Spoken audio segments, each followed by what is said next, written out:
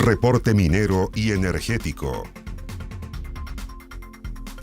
¿Cómo están? ¿Cómo les va? Bienvenidos a Reporte Minero y Energético, el espacio en Canal 24 Horas donde abordamos las noticias más importantes de estos dos sectores tremendamente relevantes para nuestro país. Producido a partir de energías limpias como la eólica o la solar, el hidrógeno verde se perfila como uno de los elementos más prometedores para lograr la carbono neutralidad en 2050. Hoy vamos a conversar con José Ignacio Galindo, director ejecutivo de Alset Global, sobre cómo incorporar este elemento en la industria minera. También les contaremos por qué es necesario democratizar el acceso a la información como parte de la transformación digital de la industria minera y conoceremos cuáles son las perspectivas del mercado del litio para la próxima década. Y como cada semana revisaremos, por supuesto, las principales noticias de la industria minera y energética. Acompáñenos y comente el capítulo de hoy en Twitter utilizando el hashtag Reporte Minero. Lo decíamos, en la industria minera el consumo de energía representa entre el 18 y el 25% de los costos de producción y dentro de una faena, los grandes consumidores de combustibles fósiles son precisamente los camiones de extracción y las plantas concentradoras. Para conversar sobre cómo podría contribuir el hidrógeno verde a una minería sustentable, nos acompaña José Ignacio Galindo, director ejecutivo de Alset Global, compañía experta en soluciones de movilidad limpia basada en combustión de hidrógeno dual y que actualmente lidera también un consorcio tecnológico industrial para la transformación de camiones mineros. ¿Cómo le va? Muy buenas tardes. Gracias por estar con nosotros en Reporte Minero. Hola, Jaime. José Ignacio, estar acá. Muchas gracias. José Ignacio, gracias por acompañarnos nuevamente. Comencemos comentando este potencial que tiene nuestro país, tanto en energía solar como en energía eólica. ¿Eso nos permite de alguna manera perfilar a la industria del hidrógeno como una industria potente, comparable, por ejemplo, a la industria del cobre en nuestro país? Mira, absolutamente. O sea, Chile tiene un potencial energético renovable gigantesco. Los costos de producción asociados a la energía renovable han venido cayendo sistemáticamente en las últimas décadas. Por lo tanto, en términos de potencial de producción de hidrógeno verde en Chile, tiene todo para convertirse en una gran potencia desde el punto de vista potencial. Ahora, lo que es importante es que hay que entender lo que hay que hacer para llegar a ese objetivo. Y tenemos una tarea importantísima por delante. Sí, y en ese mismo sentido, ¿qué necesita Chile en términos, por ejemplo, de legislación para justamente comenzar a producir hidrógeno verde y de alguna manera convertirse también en un exportador, quizás, de este combustible? Mira, ha habido un proceso que se ha trabajado mucho en el tema de legislación. El Ministerio de Energía está impulsando fuertemente todo el trabajo en términos legislativos. Nosotros, nuestra compañía en Alset, hemos estado trabajando por más de 1 año y medio con la Comisión Nacional de Energía, la Universidad Católica, en los temas regulatorios y normativos, identificando todos los elementos de la cadena del valor. Ahora lo que se necesita es avanzar para generar las condiciones habilitantes para la producción y el consumo de hidrógeno en los diferentes mercados. Hablamos de transporte, generación de energía eléctrica, procesos térmicos y todos aquellos mercados que van a nacer de acá en adelante. José Ignacio, y quizás yendo un poco más atrás en la conversación para quienes nos están mirando, si nos puedes explicar en qué consiste este hidrógeno verde, cómo se obtiene, qué tipo de elementos de combustión también se pueden reemplazar con este nuevo combustible como es el hidrógeno verde. Mira, el hidrógeno es el elemento más abundante que existe en la naturaleza. Se extrae, no hay pozos de hidrógeno, sino que el hidrógeno se extrae porque es un elemento muy reactivo, por lo tanto siempre se encuentra asociado a otro tipo de elementos. Por lo tanto hay que separarlo.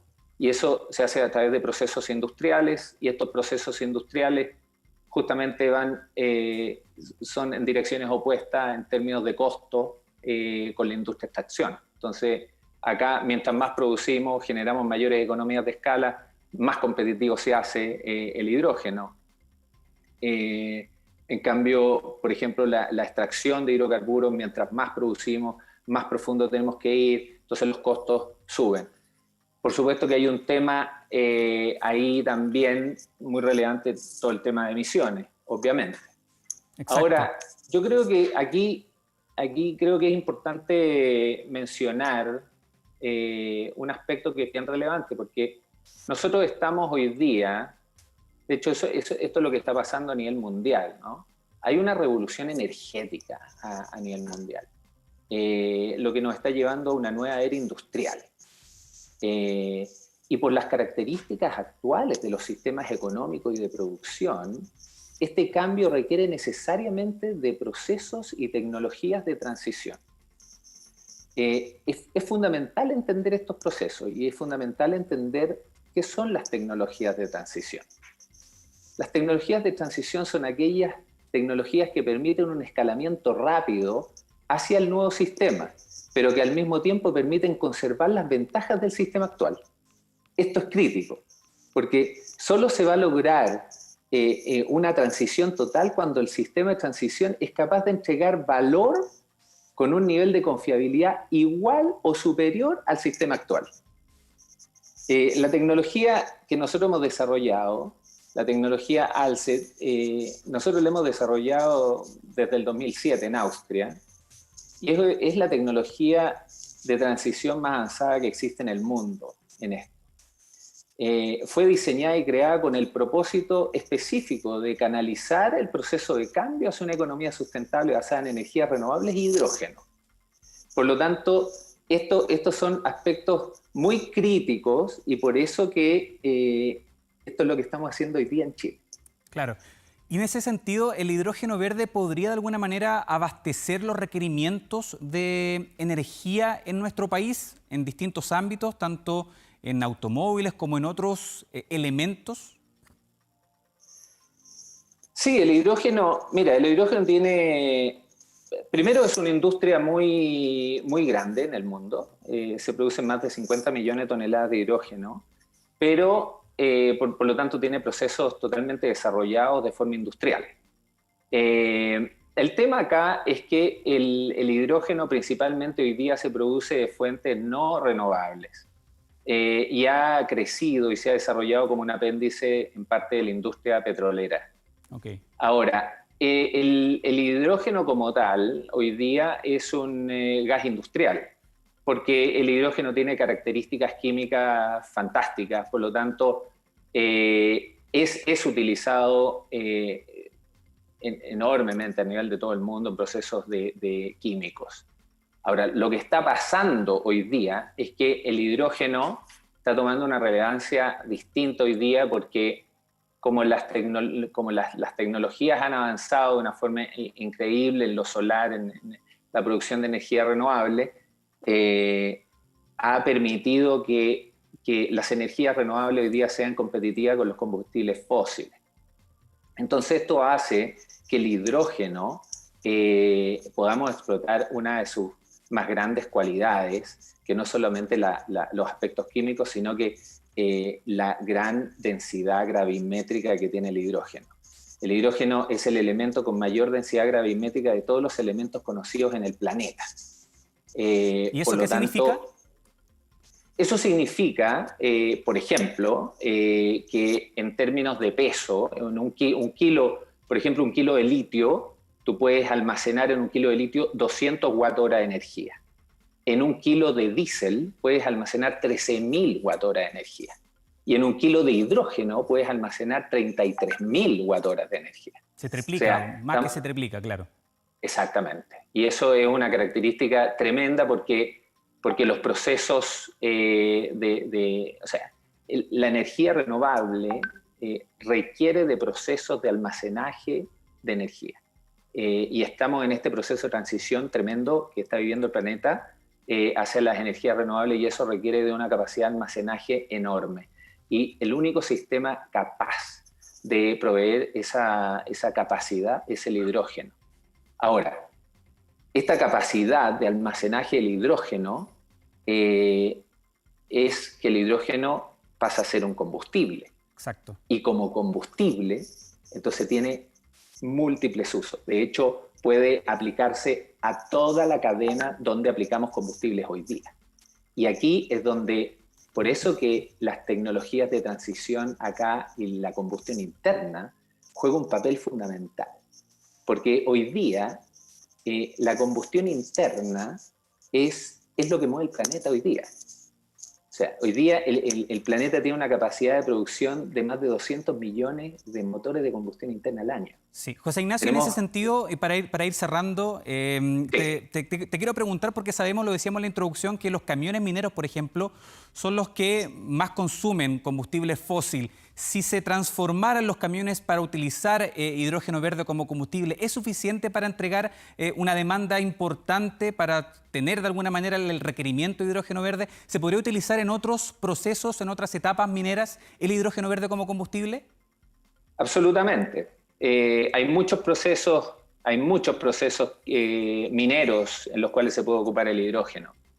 Ahora, se necesita una masa crítica y los camiones mineros perfectamente pueden lograr esa masa crítica. Estamos hablando que cada camión minero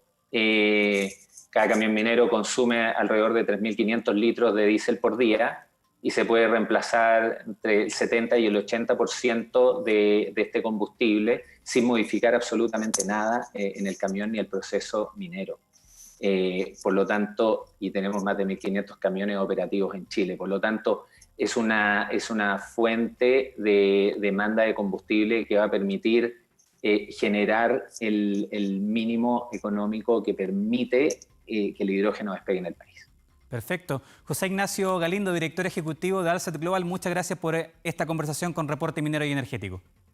Un placer, muchas gracias. Que esté muy bien. Y a ustedes los invitamos a que nos esperen, vamos a ir a una pausa, pero ya volvemos con más noticias, con más información aquí en Reporte Minero y Energético.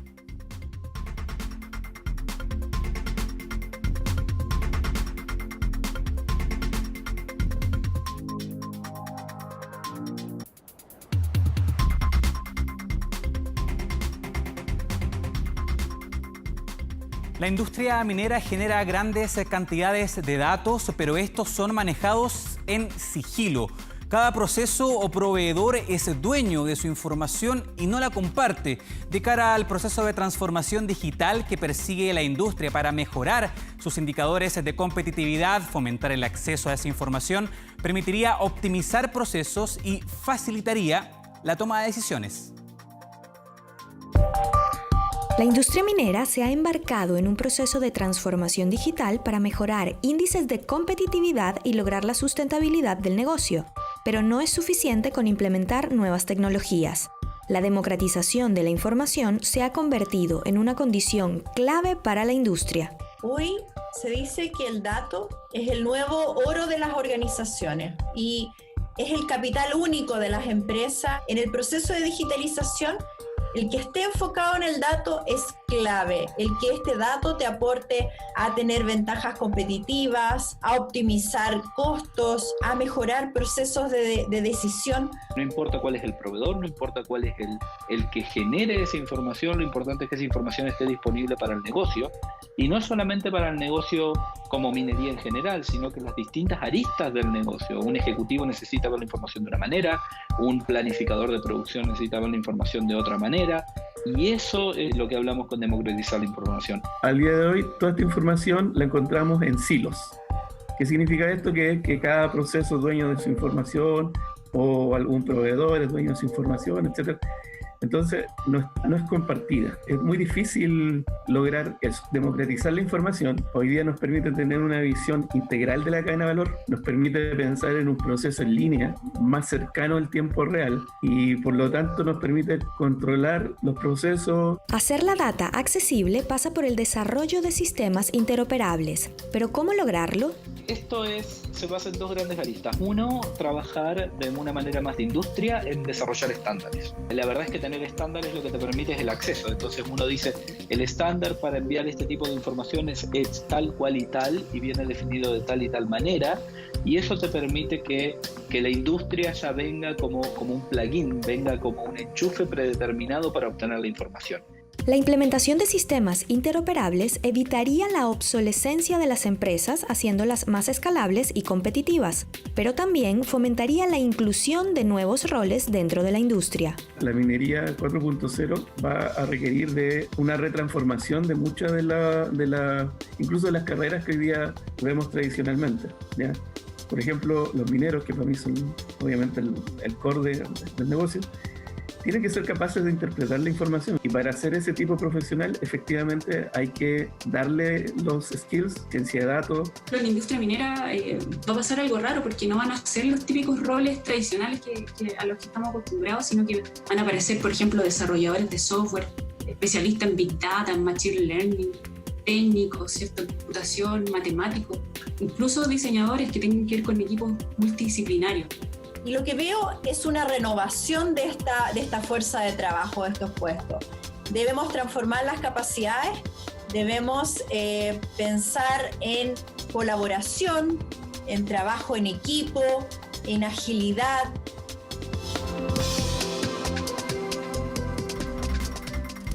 Revisemos más informaciones. Un informe preparado por la Gerencia de Estudios de la Sociedad Nacional de Minería ha revelado una caída del 21% en la ocupación del sector minero durante los últimos 12 meses, lo que se traduce en la disminución de 49.000 puestos de trabajo. A nivel nacional, la tasa de desempleo registra 13,1%, mientras que en las regiones del norte alcanza el 14,3%. Esto se traduce en 135.000 trabajadores desempleados en los últimos 12 meses, siendo la región de Coquimbo la que registró el nivel más alto, con un crecimiento de 9,4 puntos en un año. Desde la SONAMI explicaron que la minería tendrá un rol clave en la recuperación económica, ya que a medida que se retome la inversión en el sector, se generaría un repunte en la creación de empleos.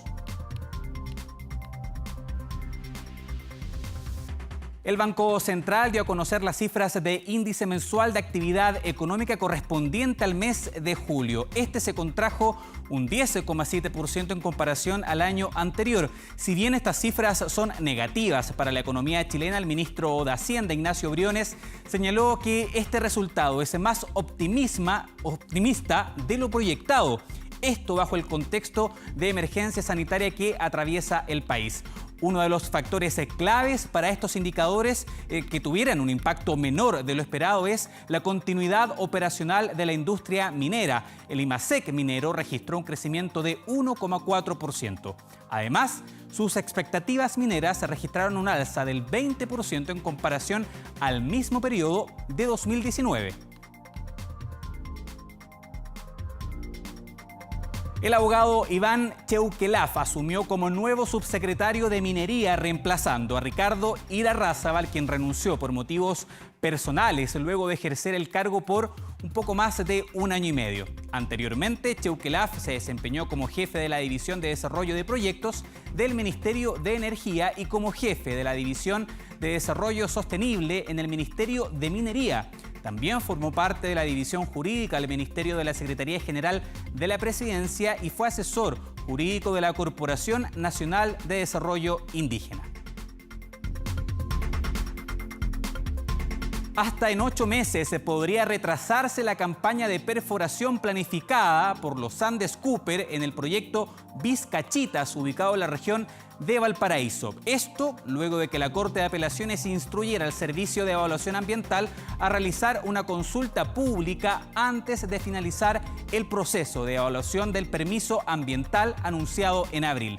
La decisión de la Corte de Apelaciones afectaría el trabajo en terreno, por cuanto el Servicio de Evaluación Ambiental puede realizar el proceso de consulta pública indicado o puede apelar a la decisión ante la Corte Suprema. Además, el proceso afectaría la culminación del estudio de prefactibilidad del proyecto. Y la compañía Mainstream Renewable Power anunció la inversión de $934 millones en la construcción Huemul, segunda fase de la plataforma de energía renovable llamada Andes Renovables, la que cuenta con un paquete de proyectos energéticos divididos en dos partes.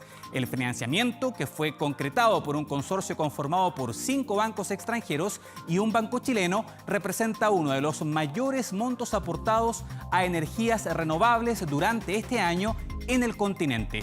Con la puesta en marcha del conjunto de proyectos energéticos de Huemul, cerca del 20% de la energía consumida por los clientes regulados en Chile será suministrada por Mainstream, lo que la convertirá a esta empresa en la mayor generadora de energía renovable no convencional y la primera en construir 10 proyectos al mismo tiempo. AESGener ingresó al Servicio de Evaluación Ambiental el proyecto Suministro de Agua Zona Centro, iniciativa que contempla la construcción y operación de un acueducto que transportará agua desalazada desde la comuna de Puchuncaví hasta Tiltil. Esta infraestructura contará con un trazado de 115 kilómetros de largo y se posicionará en gran parte de los tramos de manera paralela a las carreteras y autopistas. Además, la iniciativa requerirá una inversión de aproximadamente $280 millones, generando más de 400 empleos directos durante su construcción. Sujeto a la obtención de los permisos sectoriales y ambientales, se espera que el proyecto inicie su construcción en octubre de 2021.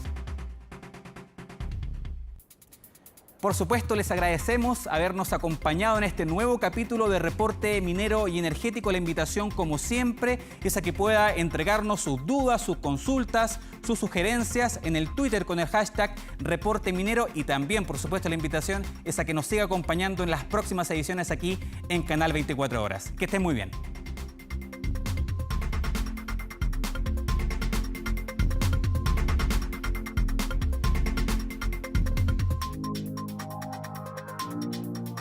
Reporte Minero y Energético.